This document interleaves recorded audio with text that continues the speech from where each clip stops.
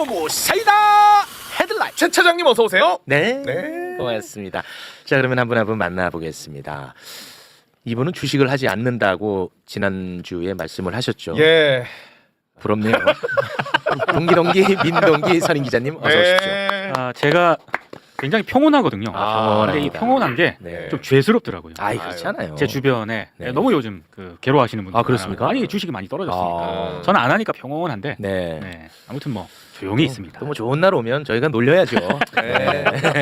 그리고 저는 뭐 개인적으로 괴롭지 않습니다. 이게 국제 정세가 워낙 급박하게 돌아가니까 그런 거지. 그렇습니다. 안정화되면은 다시 또 네. 위치로 올라갈 거라고 봅니다. 그러니까 이번에 악재가 아주 명확한 악재가 존재하고 우리가 그걸 알고 있어요. 네. 그렇지 않습니까? 그렇죠. 예, 그렇기 때문에 저도 약간 좀 불안감이 덜하긴 해요. 네. 하지만 이게 잘 대처를 하셔야 될 것 같습니다. 맞습니다. 자, 그리고 요즘 또 가뜩이나 이분 네.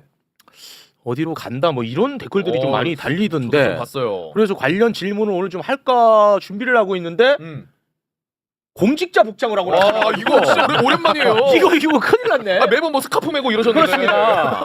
이 소문이 현실화되는 건지 어허. 이거 참 큰일 났습니다. 아니면은 소문이 현실화되기를 바라면서 자가 발전하기 위해서 공직자 복장을 입고 온 건지 네. 여러 가지로 한번 좀 여쭤봐야 될 것 같습니다. 최강욱 변호사 박수로 모시겠습니다. 네. 안녕하세요. 아, 뭐예요? 뭐가요? 아, 뭐가?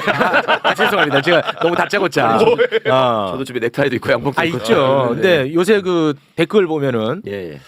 어디서부터 뭐 비롯된 건지는 잘 모르겠습니다만 최강욱 변호사 등용설 나오고 있거든요. 네, 헛소문이죠, 뭐. 그럴 리가 있겠습니까? 지금 근신 중인 사람한테.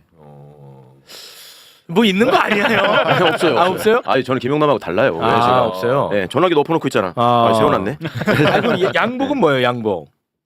양복은 네. 오늘 바보짓을 해가지고 오늘이 우리 이해찬 총리님 그 49제 날인 줄 알고 참석하려고 입고 왔다가 네. 4일인 줄 알았더니 14일이래. 그래서 아, 이건 거짓말이야. 11일. 아니, 이건 진짜, 거짓말이야. 진짜예요. 아, 이 거짓말이야. 에이, 저 아니야. 바보 아니에요.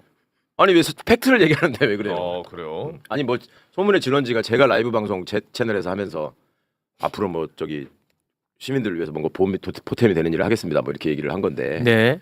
보탬이 되는 일을 하려고 준비하는 거예요, 그냥. 뭐 누가 뭘 나를 시켜줘서 하는 게 아니고. 아, 그래요. 네, 네. 알겠습니다. 아, 좀 뭔가 좀 개운한 느낌은 없는데. 우리 그 아니, 또 뭐 민동기 저번에. 기자님은 이런 거 좀 어떻게 보고 계십니까? 아니, 뭔가 준비를 하시는 것 같은 그런 느낌이 느낌을. 있군요. 네네. 네. 사업하려고 사업. 왜 그래? 알겠습니다. 변호사님하고 사업은 별로 안 어울리는. 자, 그럼 그 정도로 정리를 하고요. 오늘 사법개혁, 조의대 거치 그리고 검찰개혁에 대한 이야기를 좀 앞부분에 나눠야 됩니다. 미래로 가기 위해서는 이런 것들 빨리 정리해야 되거든요. 그럼요. 그래서 판사 출신 김승원 의원님 모셨습니다. 어서 오십시오. 네. 여러분 안녕하세요. 김성원입니다. 네. 뭐 얘기하실 거예요, 안 하실 거예요? 아닙니다. 저는 뭐. 담백하시네요. 네, 예. 고맙습니다. 예. 자, 그리고 조희대 탄핵에 인생을 건 분이 있습니다. 와. 이분 페북 들어가잖아요. 예. 조희대 탄핵 관련 글이 수십 개가 있어요. 어. 법리적으로 그거 계속해서 검토하고 논리 만들고 예. 문건 만들고 그리고 오늘은 또 조희대 탄핵 공청회에 참석을 합니다. 오. 진짜 그야말로 인생을 걸고 있습니다. 김경호 변호사 박수로 모시겠습니다. 네. 네, 안녕하세요. 김경호 변호사입니다. 지금 주가는 조정입니다. 그렇지만 조의대 탄핵은 천정부지로 그 지수가 올라가고 있습니다. 와, 탄핵 지수. 국회 공청회를 마치고 참석한 김경호 변호사입니다. 공청회를 마치고 오신 거군요. 네, 그렇습니다. 완전히 지금 그 SNS 보니까 조희대 탄핵에 인생을 거신 느낌이던데 말이죠.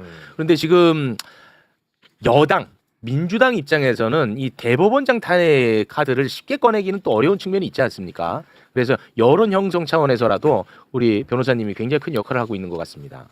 일단 대한민국 변호사 중에 대법원이란 공간에서 네. 대법원장 사퇴하고 탄핵하라고 그렇게 그렇게 조목조목 이야기한 변호사는 없을 것 같습니다. 그렇습니다. 그 제가 했습니다. 와. 그리고 저는 법조인이지 정치인이 아닙니다. 제가 생각하는 사유가 발생했으면 헌법과 법률 위반 사유가 명백하고 중대하게 발생했으면 네. 그것을 따박따박 책임을 지우는 것, 그것이 저는 바른 정치라고 생각합니다. 내가 배운 대로 내가 아는 대로만 가시는 거군요. 정치는 발음입니다. 발음이다. 자세한 이야기는 잠시 후에 듣기로 하겠습니다. 네. 조의대는 말이죠.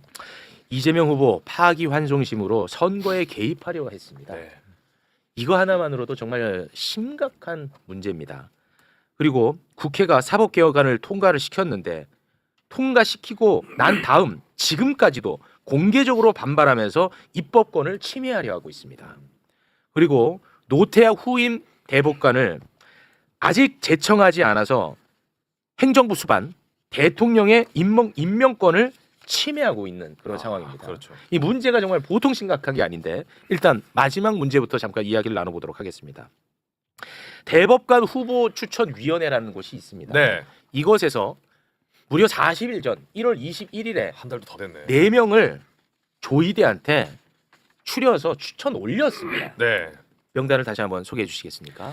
자, 4명은 김민기 수원 고법 판사, 그리고 박순영 서울 고법 판사, 윤성식 서울 고법 부장 판사, 그리고 손봉기 대구지법 부장 판사 이렇게 4명입니다. 그렇습니다. 이제 조이대는 제청하고 이재명 대통령은 임명하면 돼요. 네. 그런데 이재명 정부 들어서 1호 대법관 임명 이거는 굉장히 상징성이 있습니다. 네. 그렇지 않습니까? 그렇죠. 그러면 이건 저는 몰랐는데 이번에 처음 한 건데 제청권이라고 하는 권한이 있고 임명권이라는 권한이 있잖아요. 네. 각자의 권한이 있기 때문에 이게 조율을 좀 하나 봅니다. 사전에 어느 정도는 예, 각자의 이제 권한이 있으니까. 네. 그러면 1호잖아, 1호. 그러면 청와대의 의중을 적극적으로 반영을 해야 될 거 아니겠습니까? 그런데 무슨 심보인지 하지 않고 있다는 거. 이게 매우 심각하게 보이는데 좀 부연을 해주시기 바랍니다. 그러니까 일부 언론 보도를 보면은요, 지금 조이대 대법원장은 특정 판사를 뭐 추천을 좀 하고 싶은데 청와대 쪽이 원하는 어떤 그런 후보하고는 좀 안 맞는다. 네. 그래서 지금 보도를 보면은 실명으로까지 언급을 하거든요. 동아일보 보면 실명으로 거론하더라고요. 네. 근데 그건 아직 뭐 최종적으로 확인이 안 된 그런 내용이니까 네. 어찌됐든 이제 지금 서로 이제 입장이 좀 다르다는 거고요. 네. 그리고 저는 비법조인이라 잘 모르겠지만 아니 그러면 대법관을 제청을 할 때 꼭 대법원장이 한 명 추천할 필요는 없잖아요.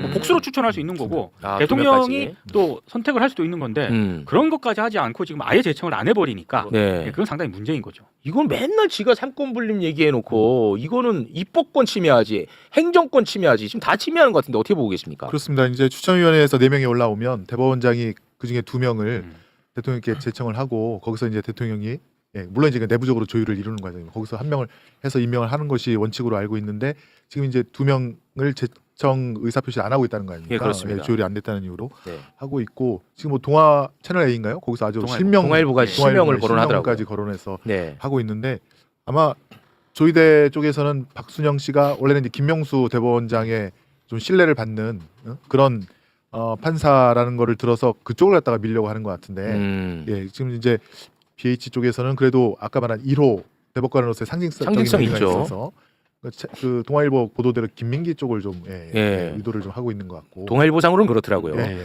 그 동아일보상에서는 이제 청와대가 맨 앞에 있는 김민기 판사를 원하는 의사를 전달을 했는데 지금 조이대 쪽에서는 김민기는 안 된다.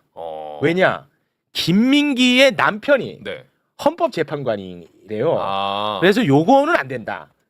대법원에서 그 무슨 그런 근거가 있는지 모르겠어요. 한 명, 그러니까 부부가 이렇게 하면 안 되는 무슨 조항이 있는지는 모르겠는데. 그 기사에 따르면 이유는 고위 법관이잖아요. 그거를 부부가 이렇게 맡겨두게 하는 거는 이해충돌이라는 그런 취지로 기관이 아예 다른데? 그러니까 기사도 저도 이해가 잘 안 되는 부분이긴 한데 네. 동아일보 기사를 보면은 그런 식의 논리를 들어서 네. 대법원 쪽에서 반대를 하고 있다. 이렇게 지금 언급이 되어 있습니다. 이해충돌? 이게 사실은 이제 헌법재판소 재판관을 그러니까 윤석열 탄핵 전에 임명할 때 조이대 쪽에서 민 사람은 김복형 여자 재판관이었습니다. 네, 거기가 이제 어쨌건 들어갔는데 윤석열 탄핵 관련된 파면 선고할 때 김복형 재판관이 반대가 좀 많았다라는 그런 좀 그 소식도 들려왔거든요. 네. 그러니까 조이대가 아직도 뭐 헌재건 혹은 대법관 구성에 있어서 자신의 영향력을 계속 행사하려는 의지가 너무 강하다. 너무 강해. 아직도 지금 정신을 못 차리고 있다. 네. 그런 생각이 들고요. 계속 사사건건 이재명 대통령님과 아니면 이재명 정부와 충돌하려고 하는 그렇습니다. 그런 의지를 굽히지 않고 있습니다. 네. 그래서 뭐 계속 그냥 폭주를 하고 있다, 아니면 혼자만의 질주를 하고 있다. 네. 그렇게 보여지는데 지금 사법부 구성원들 사이에 오늘도 이제 그 법원 노조에서 비판을 많이 하지 않았습니까? 그랬더라고요. 네. 저는 뭐 그 구절이 굉장히 마음에 와닿던데 그 조이대가 정치의 경랑 속으로 본인이 뛰어들어가 대통령 후보를 날리려다 실패했으면 그에 대한 책임을 지고 깨끗하게 사퇴하는 것이 맞다. 그리고 사법부의 신뢰는 거기서부터 시작돼야 시작된다. 된다. 야, 너무 맞는 말이다. 그 구절이 아주 저는 와닿더라고요. 네. 사실은 사퇴 각인데 그렇습니다. 아직도 이렇게 예, 계속 저항하는 것이 네. 예, 좀 마음에 안 들고 지금 내부로부터 신뢰를 거의 다 잃었습니다. 아. 왜냐하면 이 정도면 그래도 대법원장을 옹호하는 글이 하나라도 올라와야 되는데 사실 네. 그 전에 한번 옹호하는 글 쓴 판사가 지원장으로 영전했다고 제가 말씀드리지 않았습니까? 네. 그 사람 빼놓고는 전부 다 비판 댓글이고 특히나 이 법원 노조의 글에 대해서는 그 완전히 이거를 지지하는 법원 공동체 구성원들의 지지 댓글이 엄청나게 달리고 있습니다. 네. 알겠습니다. 제가 지난주에 아마 왜 이게 늦어지는지에 대해서 잠깐 말씀을 드렸던 것 같아요. 그게 이제 기사화되고 본격적으로 나오기 시작하는데 동아일보의 이 기사는 그 대법원에서 흘린 거라고 저는 확신합니다. 아, 그래요? 예. 그 내용과 관련해서 마치 그 청와대와 정부의 책임이 있는 것처럼 하려고 그 대법관 인선이 늦춰지고 있다. 이 사람들의 마인드에는 뭐가 있냐면 대법관은 대법원장이 정하는 거고 대통령은 형식적 임명권만 행사해야 한다. 이제 이런 거를 얘기하고 싶은 거죠, 사실은. 근데 그렇지 않죠. 원래 재청은 추천하고 달라서 재청을 하게 되면 원칙적으로 임명권자가 그거를 승인하고 임명하는 게 이제 관행이 되죠. 그래서 재청하는 과정에서 당연히 협의를 거치게 되고 네. 그 과정에서 제가 조희대가 원하는 사람이 있을 거다. 그 사람을 관철시키기 위해서 지금 시간을 끄는 거다. 네, 그런 얘기를 지난번에 했었습니다. 예, 이런 말씀을 드렸는데 네. 그거는 뭐 명확한 것 같고요. 이 조희대 씨가 지금 왜 이렇게 하느냐와 관련해서는 이번에 사법개혁 3법 3개가 통과됐잖아요. 그렇습니다. 그 중에 제일 현직 대법원장이나 대법관들 입장에서 아픈 게 대법관 증언입니다. 사실 말로는 재판 소원이 어떻고 법의 국제가 어떻고 법의 국제가 문제고 뭐 위헌이고 이런 소리를 하지만 네. 실질적으로 이 사람들한테 타격이라고 표현해야 되나? 그런 거는 이제 증언하는 거거든요. 그럼 앞으로 해마다 4명씩 더 증언하게 돼 있잖아요. 네. 그럼 그때마다 대법원장이 재청권을 행사할 수 있단 말이에요. 행사하게 된단 말이에요. 네네. 지금 헌법상. 그렇죠. 그러면 이번에 소위 말해서 힘겨루기를 해가지고 자기 뜻을 관철시키면 다음에도 우리 입맛에 맞는 애로 대법관을 뽑을 수 있다. 예, 우리가 대법관 수를 늘리고자 한 이유가 뭐예요? 사건을 좀 더 내실 있게 들여다봐라라고 하는 점도 있지만 네. 또 하나 지금처럼 그냥 1인 독재가 안 된다. 이건 안 된다. 다양성을 가져와야 된다라는 거잖아요. 그러니까 이런 점에 대해서 지금 두려워하는 거죠. 그러니까 이번 기회에 이걸 일종의 한번 꺾어놔야 된다. 이런 생각을 하는 그럴 수 거 있겠네. 예. 그럴 수 있겠네. 기왕 이렇게 될 마당에 그러면은 내 사병을 더 늘리겠다라는 느낌. 그렇지. 나는 절대로 안 물러날 거고 여기서 내가 어떻게든 내가 원하는 사람으로 대법원에 심어놔야 안심하겠다. 네. 이런 일종의 정치적 의도죠. 이런 거는. 그런 측면도 있는데 좀 더 면밀히 보면 조희대가 2028년 2월달에 아마 사퇴를 합니다. 대법관 증언은 그 이후에 이루어지고 재청권자는 그쯤인가요? 내년부터가 아니고. 재청권자는 새로운 대법원장이 재청을 하는데 저도 뭐 최강욱 형님 말씀에 동의하는 게 어쨌건 이게 기싸움이다. 네네. 대법원이 이렇게 물러날 수는 없다라는 기싸움 면도 있다라고 생각합니다. 네. 자, 그래서 지금 사법개혁안이 국회에 통과가 됐습니다. 네. 이런 상황에서도 조희대는 어제도 저희가 말씀드렸지만 대놓고 지금 반발을 하고 있거든요. 그거 다시 한번 좀 소개를 해주시겠습니까? 자, 조희대가 이렇게 얘기를 했습니다. 갑작스런 개혁과 변혁이 과연 국민에게 도움이 되는지 심사숙고해 주시길 간곡히 부탁드린다. 우리 제도를 근거 없이 폄훼하거나 개별 재판을 두고 법관들을 악마화하거나 하는 방식은 바람직하지 않다는 점을 국민들께서 심사숙고해 주시길 부탁드린다. 이미 통과됐다. 통과됐다고. 자, 이제는 이 사람은 방법이 없어요. 그냥 이게 탄핵밖에는 답이 없다고 생각하는데 네. 이 방법론에 대해서는 이제 대법원장이니까 정치권에서 또 쉽게 들어갈 수 없는 측면도 있다고 저는 계속 말씀을 드리고 있습니다. 네. 하지만 우리 법조계 락커 김경호 변호사는 아닌 건 아니다 얘기합니다. 자, 법적으로만 오직 탄핵 사유가 분명합니까? 일단 헌법 65조 1항은 직무집행간 헌법과 법률 위반 사항 그것이 중대하고 명백하면 그 누구든 탄핵입니다. 네. 그러면 직무집행간이라는 건 바로 이 사건 이재명 대통령 후보 파기환 소식. 2025도 4697 전원합의체 판결간 헌법과 법률 위반 사항이 있고 네. 그것이 중대하고 명백하면 탄핵입니다. 그거 한 건으로. 저는 이걸 기준으로 다음과 같이 4가지 사유를 정리했습니다. 네. 첫 번째 한번 설명해 보겠습니다. 네, 좀 쉽게 해주셔야 돼요. 네. 그래 여론이 형성되지. 오늘은 쉽게 좀 하겠습니다. 어렵더라고요. 증거를 가지고 네, 이야기하겠습니다. 좋습니다. 자, 곽수산만 보고 설명해 주세요. 증거가 3군데 있습니다. 중요한 증거. 가장 중요한 증거는 작년 9월 30일 날 대법원에서 현장 국정감사 때 진술들이 정말 중요한 증거들입니다. 그때 실무자들이 이야기했던 진술들 정말 엄청난 진술들이 나왔습니다. 그렇습니다. 그리고 비교해야 될 게 그 전에 대법원에서 이 사건 그 홈페이지에 공지했습니다. 이렇게 절차가 진행됐다. 이것도 증거입니다. 그리고 그 일정 이 국정감사 이후에 지금 이렇게 일정이 진행됐다라고 하는 증거들이 올라왔는데 바뀌었습니다. 이 증거들을 가지고 한번 설명을 해보겠습니다. 네. 가장 중요한 건 뭐냐면 사법지원실장이 9월 30일 날 어떻게 이야기했냐면 기록이 3월 31일 날 송부가 됐습니다. 대법원에 아니 대법원에서 전담 재판 연구관에게 내부에 사건 기록 송부는 3월 28일이고 3월 31일 날 내부에서 네, 저 변호사님 어제 요거 다룬 거라 제가 그럼 짧게 정리하고 그러십시오. 영상까지 보겠습니다. 네. 자 일단은 조희대 만행 일정표를 잠깐 좀 올려주시겠습니까? 네. 자 요거 보면은 어제도 다뤘는데 4월 22일에 소부에 배당됐다고 얘기를 했어요. 네. 오전에. 그런데 갑자기 오후에 기록도 보지 않은 상태에서 전원합의체 회부됐다. 요 자체가 너무 말이 안 된다. 네. 우리는 그렇게 비판을 해왔었지요. 이게 어떻게 가능하냐. 그런 얘기를 계속 해왔었는데 국정감사장에서 네. 이거는 사실이 아니다라고 하는 어마어마한 폭로성 발언이 나옵니다. 그 일정표 다시 좀 띄워주세요. 여기 보면은 4월 28일에 대법원에 이 사건이 접수가 되죠. 3월 28일. 그게 3월 28일. 그런데 3월 31일에 몰래 특정 연구관들에게 기록을 보라고 넘겼다는 거야. 그리고 조희대가 전원 합의체로 이거는 결정을 내렸다. 이미 그때. 그런 이야기를 합니다. 네. 그 영상을 다시 한번 보고 오겠습니다. 이 사건은 이제 처음부터 전원 합의로 진행하기로 뭔가가 이게 서로 협의가 이루어지거나 결정이 되어 있었기 때문에 3월 31일인 월요일 날 바로 기록이 형사 공동조로 올라간 것으로 확인이 됩니다. 인수인계부에 쓰여져 있기는 4월 22일에 이미 기록은 올라가 있다고 쓰여져 있었는데 재판사무국에서 확인해 보니까 3월 31일에 이미 연구관실에 올렸다. 그렇게 되어 있는 상황입니다. 이 사건만 네. 접수되고 나서 전원 합의체로 하기로 협의했다. 이런 표현을 하셨어요. 그러니까 누가 협의를 했고 누가 결정을 했습니까? 전원 합의를 한 데 있어서는 내규 자체에 대법원장님 의견을 들어서 하게 되어 있기 때문에 그렇게 진행한 것으로 보이고요. 대법원장님이 그러면 대법관들 의사를 확인해가지고 전압을 하기로 했다고 당연히 했다고 그랬을 봐야 것으로 됩니까? 추정이 됩니다. 3월 32일. 변호사님이 저한테 따로 부탁하지도 않은데 잘 준비했죠. 정말 훌륭합니다. 그렇습니다. 이거 뭐 서로 사전에 조율 없이 준비해 놓은 겁니다. 저게 중요합니다. 이게 중요합니다. 왜 중요한지 한번 이거 트는 데가 아무 데도 없어요. 쉽게 설명해 보겠습니다. 쉽게.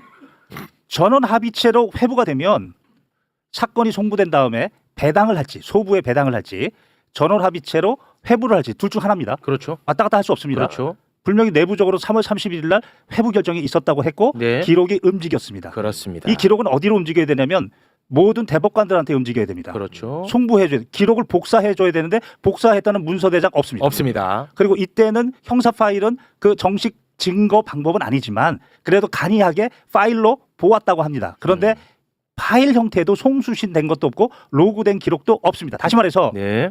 전원 합의체라고 하면 대법관들에게 어떻게든 기록이 가야 되고 각 대법관의 전담 재판 연구관들이 그것을 바로 전원 합의체 내규에 따라 7조 2항 보고서를 써야 됩니다.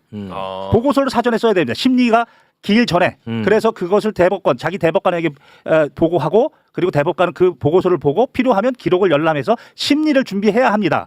그런데 대법관에게는 전혀 기록이 안 갔고 자로 조희대 대법원장 직속 어딘가 모르는 전담 재판 연구관 그래서 별동대라 부릅니다. 그거를 연구관. 바로 진술했다는 겁니다. 그렇지. 이거 어마어마한 자, 사건이야. 여기서부터 시작해 봅니다. 여기서 사건 시작된다. 4월 22일 날 네. 전원 합의체 심리 기일 지정이라고 나옵니다. 이거 되게 중요합니다. 왜 그러냐면 전원 합의체가 회부 결정이 됐으니까 심리 기일을 지정합니다. 심리기. 그런데 여기서 또 하나 내규 위반이 있습니다. 뭐냐면 그 전원 합의체 내규에 따르면 6조 1항 대법관들이 각자 소부의 사건이 있기 때문에 이 전원 합의체를 위해서는 월 1회 모입니다. 매주 목요일, 셋째 주 목요일. 그런데 22일 이때는 넷째 주 화요일이었고 24일은 넷째 주 목요일이었습니다. 그리고 매주 한 번 모이는데 2번 연속 이렇게 지정을 한 겁니다. 네. 내규를 위반했습니다. 네. 그 다음에 22일 날 똑같이 배당을 합니다. 그때 주심 대법관이 박영재입니다. 박영재입니다. 그리고 소부 2부에 배당합니다. 네. 지금 이야기했듯이 전원 합의체에 회부를 하면 소부에 배당하지 않습니다. 그리고 이런 취지의 전원 합의체 판결이 있습니다. 그게 바로 2011 제다 199 전원 합의체 판결. 다시 말해서 전원 합의체에서 하기로 해놓고 그 사건을 소부에서 하면 안 된다라는 취지입니다. 그걸 알고 있는 대법원이 오케이. 소부에다가 배당을 했습니다. 네. 아니나 다를까 2시간 후에 다시 전원 합의체로 그렇지. 재회부를 합니다. 요건 탄핵이네. 그러면 이것은 위장입니다. 아, 위장 배당입니다. 아, 위장 배당이야. 알리바이 배당입니다. 알리바이 배당. 왜 이랬을까? 왜 이랬을까? 그게 바로 각 대법관들에게 기록이 안 갔고 그 대법관 밑에 재판 연구관들이 안 갔기 때문에 보고서가 없기 때문에 오로지 보고서는 지금 별동대 보고서밖에 없어서 오케이. 그것을 세탁하기 위해서 이런 짓을 했고 그렇게 해서 전원 합의체로 두 번째 재회부했는데 이 자체가 바로 사법행정권이 아무리 재량이라 하더라도 네. 이미 일탈남용 중대하고 명백하게 절차를 위반했다는 겁니다. 그런데 네. 더 중요한 건 그 국정감사 현장 국정감사 이전이나 이후나 그 어디나 전원 합의체로 회부됐다는 기록이 어디도 없습니다. 어디도 없습니다. 다만 이번에 공개된 이 수정한 그 기록에 따르면 4월 29일 선고기일 지정이라고 가로놓고 전합이라고 적어놨습니다. 이때 전원 합의체라고 적어놨습니다. 처음 나와요. 전원 합의체. 전원 합의체란 말이 처음 있습니다. 그러니까 두 번째 전원 합의체. 왜냐하면 배당을 했고 4월 20일 배당을 했고 2시간 후에 전원 합의체 회부했는데 그 말은 없어도 네. 4월 29일 날 전합이라고 적혀 있으니까 네. 바로 전원 합의체를 두 번 회부했다는 증거가 여기서 나오는 겁니다. 따라서 이것을 놓고 보면은 바로 별동대라는 데에서 밀실 심리를 했다는 겁니다. 그렇습니다. 이거는 뭐냐면 헌법 27조 1항에 따라 헌법과 법률이 정한 법관이 재판을 해야 됩니다. 그 법관들에게는 전혀 기록이 안 갔습니다. 별동대가 했습니다. 그렇지. 이거는 공정한 재판을 받을 권리 27조 1항을 위반했습니다. 그리고 이 소부의 2시간짜리 병풍 들러리를 세웠습니다. 그런데 이 소부의 심판권은 헌법 102조 1항 소부를 둔다. 근거 규정이 있고 103조에 분명히 소부의 법관의 독립 대법원장이라 하더라도 마음대로 그 독립을 훼손할 수 없습니다. 배당한 다음에 소부에 배당한 다음에 2시간 만에 다시 전원 합의체로 그냥 직권으로 두 번째 그것도 회부했습니다. 이거는 소부 심판권을 침해한 겁니다. 이 위반 사항이 너무 많아요. 그리고 내부적으로 말한 그 전원 합의체에서 하기로 했다. 그러면 다시 소부로 하지 않습니다. 그렇지, 그건 이상한 거야. 이상한 분들은 잘못된 거야. 전원 합의체 판결도 있습니다. 이게 첫 번째 탄핵 사유다. 저는 그렇게 봤던 겁니다. 그렇게 보죠. 요거는 뭐 다 알아들었죠. 네, 다 알아들었어요. 예. 야, 이거 국정감사장에서 이 발언이 어마어마한 발언인데 이거 솔직히 그 똑똑한 우리 민동 기장님도 한 번도 안 다루시더라고. 네. 네. 이 아주 결정적 증거가 나와버렸거든요. 그렇죠. 네. 엄청난 사건인데 이걸 안 다루더라고. 이거를. 맞습니다. 이 약간 갑툭튀 느낌인데요. 예. 원래 이제 7만 페이지나 되는 기록을 이게 언제 읽을 시간이 있었느냐 계속 이거를 공격을 그게 이제, 받으니까 논쟁이었죠. 갑자기 그 조병구 사법지원실장이 아니다 3월 31일부터 공동조에서 기록을 검토했다라고 그렇습니다. 갑자기 이게 툭 튀어나왔어요. 맞습니다. 그러다 보니까 왜 그럼 그렇게 3월 30일부터 한 거야라고 하니까 이제 우리 김경호 변호사님 말씀하신 대로 네. 대법원장 이때부터 적절로 뛰어들었다가 더 큰 게 나온 거죠. 그렇습니다. 야, 사실 이 정도 나오면 이거 큰 거예요. 이제 네. 큰 거고 네. 너무 명확하고 끝나야 될 문제거든. 네. 그런데 이게 좀 너무 이제 법리적이고 어려워서 그런지 이 분노가 지금 잘 들끓어 오르지 않는 두 것 번째입니다. 두 번째 탄핵 사유. 네 가지라고 했었습니까? 그만해서. 알겠습니다. 이 정도면 탄핵이지 뭘 더해. 그렇게 네 가지가 다 있다는 겁니다. 다 있다는 거야. 아니 출근길에 이런 거를 물어봐야겠네. 이걸 물어봐야 돼. 진짜. 전원 합의체 회부 언제 하셨습니까? 그렇죠. 요것만 물어보면 돼. 그냥 질문 길게 하지도 말았지. 그렇죠. 기자님들이 우리 조희대 대법원장님 전원 합의체 언제 회부하셨습니까? 이재명 후보 파기환송심. 그거 물어보면 끝. 아직까지도 해결되지 않은 의혹이 너무 많다. 요거 직접 한번 얘기해 주시죠. 그렇습니다. 그럼 또 합장하고 들어가겠죠. 그럼 마지막으로 하나만 마지막으로 더 현장 감사 이전과 이후에 공개된 게 바뀐 게 있습니다. 명확하게. 네. 그거는 박범계 의원이 공개했던 진행 상황 중에 다 압니다. 4월 22일 날 1차 심리가 있었고 4월 24일 날 2차 심리가 있었다. 48시간 심리했다. 이거 공개돼 있었습니다. 그런데 지금 들어가 보면 네네. 그 2025도 4697 이재명 대통령 이름 치고 들어가면 다 공개돼 있습니다. 지금 들어가면 네네. 4월 22일 1차 심리, 4월 24일 2차 심리 없습니다. 없고 그거 뺐어요? 4월 23일 날 검찰 상고 이후 법리 검토 게시를 이때 했답니다. 4월 23일. 4월 23일에 게시했답니다. 조병구 진술하고도 딱 배치되는 겁니다. 3월 31일부터 게시해놓고 거기 공개된 거에는 4월 23일 날 상고 이후 법리 검토 게시 이렇게 지금 나와 있습니다. 그걸 또 바꿔놨네요. 그러면은 우리가 그동안 계속해서 활용했던 원래 공식 입장 그 조희대 그 반응 다시 한번 들려주세요. 네. 이게 그러면 이제는 공식 입장이 아닌 게 돼버렸네. 저거는 박범계 의원이 그때 당시에 대법원 홈페이지에 올라왔던 진행 상황을 그렇지. 저도 봤습니다. 그때 건데 이제 제가 바뀌어 3월 있다. 2일 날 들어가서 확인해 보니까 없어졌어요. 이 탄핵이지. 없어졌어.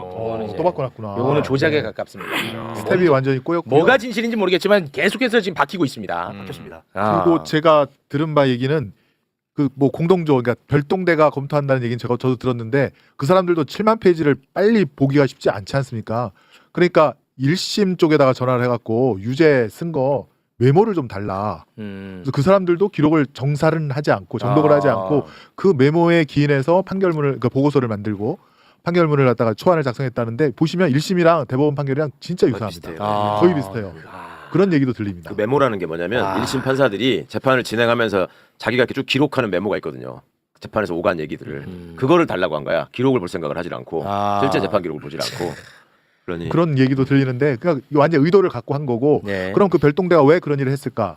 지시를 한 거죠. 지시를 했겠죠. 야 이거 내가 볼 때는 야 근데 조이대 대법원이 이거 내가 볼 때 이건 유죄인데 어. 왜 2심에서 이게 나왔는지 모르겠다. 다시 빨리 다시 한번 검토해라. 봐봐라. 이 개판이다. 이런 빨리 해라. 빨리. 지시가 있을 수도 있다. 뭐 그럴 가능성이 상당히 높아 보이죠. 예, 예, 예. 네, 사실 알겠습니다. 내부적으로는 항소심 판결에서 무죄를 전혀 예상하지 않고 아, 무죄가 날 거라고 전혀 예상하지 않고 있었다는 거예요. 그래서 그 전에 이 미리 다 준비를 하고 있다가 오면은 빨리 끝내려고 했는데 거기서 엉키면서 지금 이게 다 뭐 네, 그런 네, 것 네, 같네. 네. 스텝이 엉켰죠. 알겠습니다.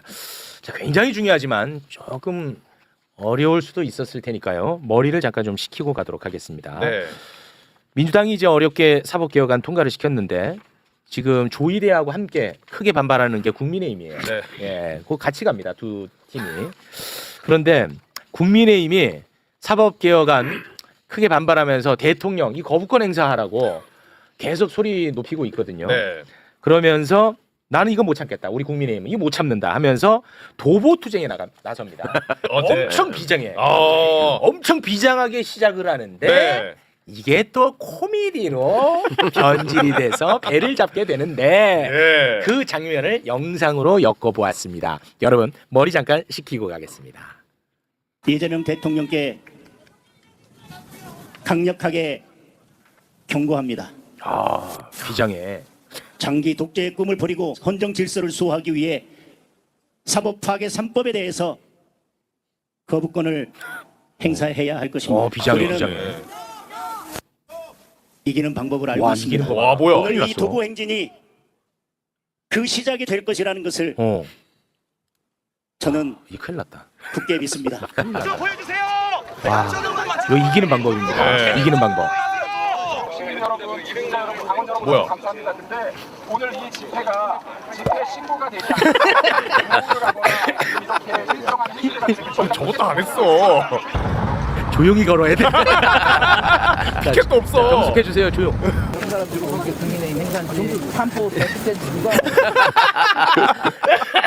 삼보 대축제인지 누가? 아, 정숙해야 돼. 아. 조용하세요.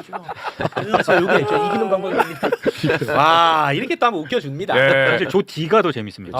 이후 상황을 보면은 윤 어게인 지지 세력들하고 그렇죠. 저 국회의원들이 섞여요. 아, 네, 맞아. 맞아요. 네. 섞이다 보니까 윤 어게인 팻말을 들고 네. 국회의원들이 따라가는 아. 이런 상황이 돼버렸어요. 성족이 네. 막 나붙고 네. 행사 전에도 다른 영상 보면은 윤어게인들이 또 같이 있다 보니까 장동혁을 응원하는 사람, 윤어게인 세력 이게 네. 합쳐지면서 장성열, 장성열 막 이렇게 들리고. 재밌어요. 네. 국민의 재미있습니다. 네. 아이고 정말. 정동혁 말이 너무 마음에 담아요. 장기 독재의 꿈을 버리고 헌정 수호를 해야 된다. 네. 네. 윤석열한테 했어야 될 말이지 내한테는 뭐하고 매우 맞는 말씀입니다. 그게 그거잖아. 네. 아이고. 자, 시간이 좀 많이 흐른 관계로 검찰 개혁 관련해 가지고는 좀 짧게 이야기 나누고 넘어가도록 하겠습니다. 어제 김민석 총리가요. 국무회의에서 공소청법과 중수청법 정부 입법안을 네.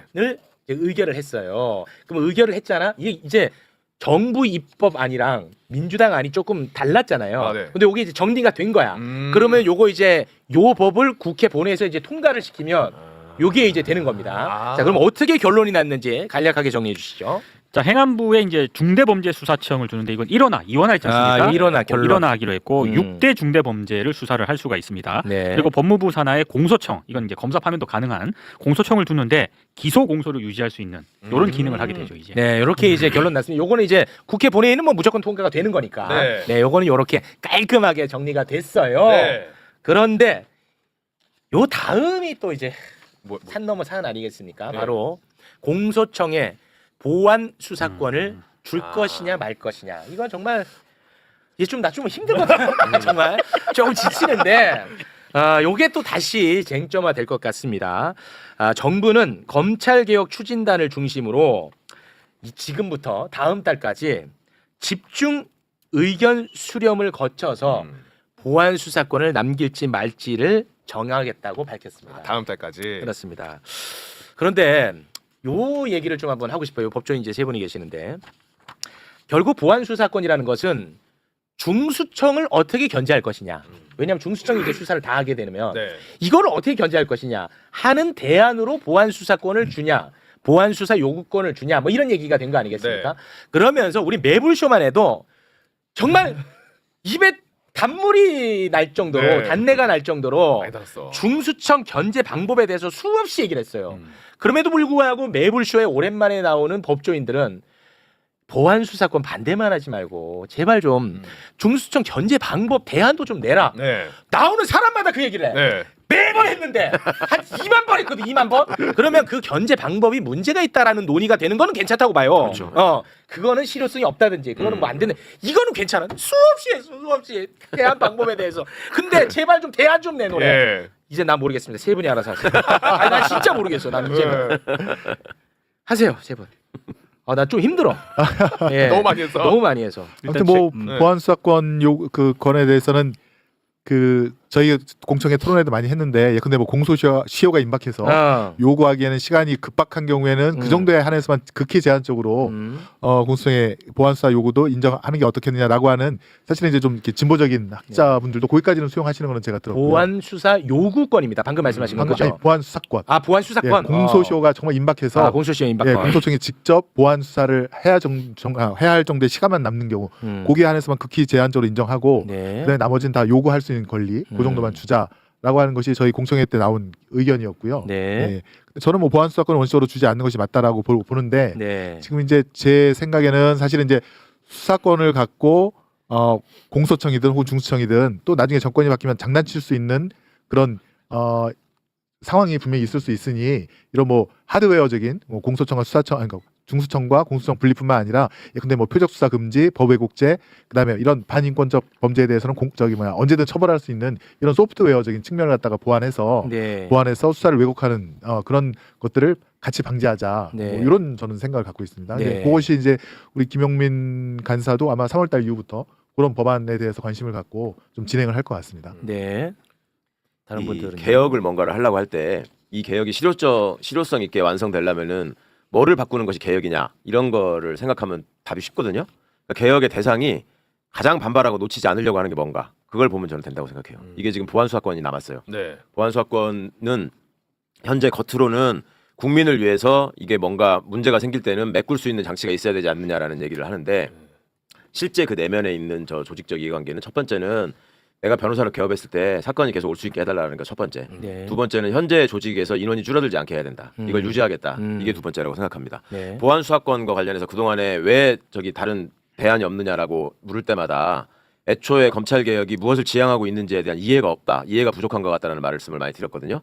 지금까지 경찰과 검찰을 거의 상하관계로 생각을 하고 네. 여기서 해온 거를 내가 한번 봐줄게, 검토할게. 이런 걸로 생각을 하니까 보안 수사권 얘기가 자꾸 나오는 거예요. 네네. 네. 지금 우리가 설계하고 있는 제도는 공소기관하고 수사기관이 최초 단계에서부터 협력하면서 가라. 그렇지. 니네 맘대로 그냥 떨어져가지고 뭐 이거는 이거대로 꼼수 부리고 여기는 여기대로 꼼수 부리고 이런 거 더 이상 용납하지 않겠다. 그렇습니다. 그러니까 그런 관계를 전제하면 사실상 지금 보안 수사권으로 해결하겠다고 하는 문제가 사전에 다 당연히 걸러지고 협력 과정을 통해서 없어져야 되는 문제인데 네. 그거를 사전에 다 할 수 있는 거를 빼버리고 나중에 우리가 한번 볼게 이렇게 나오는 거는 그냥 내가 계속 권한을 갖겠다. 네. 그리고 기존의 검찰하고 뭐 별반 다른 게 없이 그냥 일 좀 줄여가지고 할게. 뭐 이런 얘기밖에 안 되는 거라서 네. 좀 확실하게 봐주셨으면 좋겠습니다. 네. 이 얘기만 해도 한 6만 번 들은 것 같거든요. 네. 그러니까 지금 중수청하고 공소청은 수직 관계가 아니고 예. 그러니까 역할이 다른 그렇죠. 역할이 전혀 다른 두 기관이 존재해. 네. 그럼 수사하는 기관이 존재하는 거고 그렇죠. 기소하고 공소 유지하는 기관이 존재하는 거야. 그런데 어찌 됐든 간에 이 두 기관이 일을 할 때부터 협력의 의무가 있다는 거야. 협력. 계속 그럼 서로가 들여다보고 서로 이야기 나누고 그렇게 일단 요게 이제 기본이라는 거야. 협력. 그러면서 그래도 뭐 이 중수청에서 사건을 덮으면 어떻게 할 거냐 이런 견제 수단이 옳다 그르다는 저는 몰라요. 모르는데 그 수단에 대한 이야기는 수도 없이 많이 나왔다. 뭐 예를 들어서 국가수사위원회를 둬서 맞아요. 뭐 견제할 수 있다. 지금도 있는 감사원의 감사를 통해서도 견제할 수가 있다. 국민권익위원회의 민원을 통해서도 이거를 견제할 수 있다. 킥스를 열어놓으면 그 보면서 다 견제할 수 있다. 뭐 이런 얘기들. 이런 것들이 실효적이지 못하다. 예를 들면 나는 그런 논의가 이제 좀 나오면 좋겠는데 이런 얘기는 아직도 안 나오고 대안 좀 내라라고 계속 하니까 저는 좀 힘들어서 저는 잠깐 쉴게요. 저 개인적인 의견을 말씀을 드리면 네네.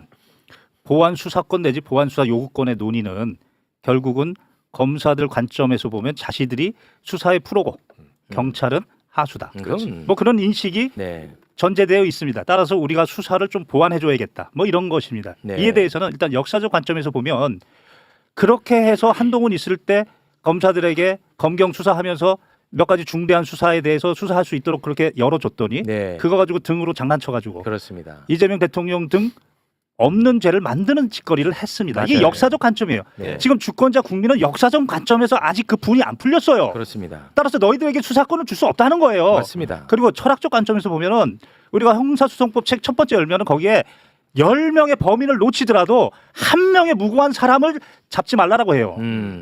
지금 검사들이 얘기하는 것은 자기들이 원죄가 있으면서도 자기들이 수사를 잘해서 범죄자를 잡겠다고 이야기하는데 이미 법 왜곡죄가 있기 때문에 그 법 왜곡죄에 따라서 경찰이 예를 들어서 법 왜곡 행위를 했다. 그럼 수사하면 되는 거예요. 네. 이거보다 근본적으로 중요한 건 뭐냐면 왜 보안 수사권 내지 보안 수사 요건을 계속 잡으려고 하냐? 기소 독점 때문에 그래요. 네. 저는 검찰 개혁의 핵심은 저 영장 독점 때문에 그래요. 영장 독점하는 거, 기소 독점하는 거, 특히 영장 독점하는 건 이제 의미가 없어졌죠. 헌법도 신청이에요. 청구가 아니에요. 청구는 자기의 권한이에요. 그러나 신청은 수사할 수 있는 권한만 있으면 신청이에요. 검사의 신청이에요. 옛날은 검경 수사권이 분리되기 이전에 그때는 검사가 최종 수사 단계였기 때문에 그래요. 네. 그러나 헌법이 이제는 검경 수사가 분리가 됐고 경찰도 수사 주체, 검사도 수사 주체, 공수처도 수사 주체이기 때문에 이제는 이 영장을 당연히 수사 주체면 자기가 강제 수사를 해야죠. 왜 이거를 검사한테 가서 영장 무슨 청구해 주세요 이런 말을 하는 거예요. 이거를 바꾸면 된다는 거예요. 이거를 각 수사 주체가 네. 강제 수사할 수 있는 권한을 주는 거예요. 네. 영장 독점권을 풀어버려야 돼요. 그건 그게 더 헌법 개정 사항이죠. 헌법은 신청이라고 했기 때문에 네. 형사소송법에다가 청구라고 이렇게 적어놨어요. 청구라고. 형사소송법 청구를 없애버리면 돼요. 신청이라는 건 뭐냐면 권한이 있으면 누구나 해요. 수사 권한이 있으면 누구나 해요. 그게 헌법이에요. 신청이에요. 근데 형사소송법에 검사의 청구라고 적어놨어요. 형사소송법을 개정하면 돼요. 네, 알겠습니다. 자, 그건 좀 많이 나간 얘기고. 이건 좀 많이. 좀 많이 나간 얘기고. 그 뜻은 뭐 새겨야 될 의미가 있죠. 네. 하여튼 뭐 저는 마지막으로 이제 근본적으로 보면 이제 이재명 가장 사법 피해를 많이 당한 이재명 대통령을 보면 성남시장일 때는 경찰을 동원해서 그렇게 괴롭혔습니다. 네. 그러다 이제 거물이 되니까 검찰 특수부 네. 반부패 수사부가 나서서 사건을 조작하지 않습니까? 네. 그러니까 사실 이제 보안 수사권이 어디에 있느냐보다는 이 수사권 남용을 자체적으로 근본적으로 할 수 없도록 하는 그런 제도 개선을 함께 추진을 해야 되는데 네. 뭐 우리 박은정 의원님도 좋은 말씀 많이 주셨지만 그런 어떤 수사 과정을 다 기록을 해서 나중에 다 사후적으로 검증 내지는 감독할 수 있도록 하고 거기에 남용한 사람들에 대해서는 언제든지 처벌할 수 있는 네. 그런 시스템을 만들어 놓으면 네. 뭐 경찰인 지금 이제 중수청이든 또 검찰인 공수청이든 그런 짓을 함부로 허투루는 하지 못할 것이다. 네. 그런 생각을 좀 갖고 있습니다. 알겠습니다. 자, 시간이 예상보다 지금 정확하게 25분 더 오버가 됐거든요. 예. 두 분과는 여기서 인사를 나누고 검찰의 문제점을 좀 지금부터 좀 다뤄볼까 합니다. 네. 두 분과는 여기서 인사 나누겠습니다. 두 분 대단히 고맙습니다. 네, 감사합니다. 고맙습니다.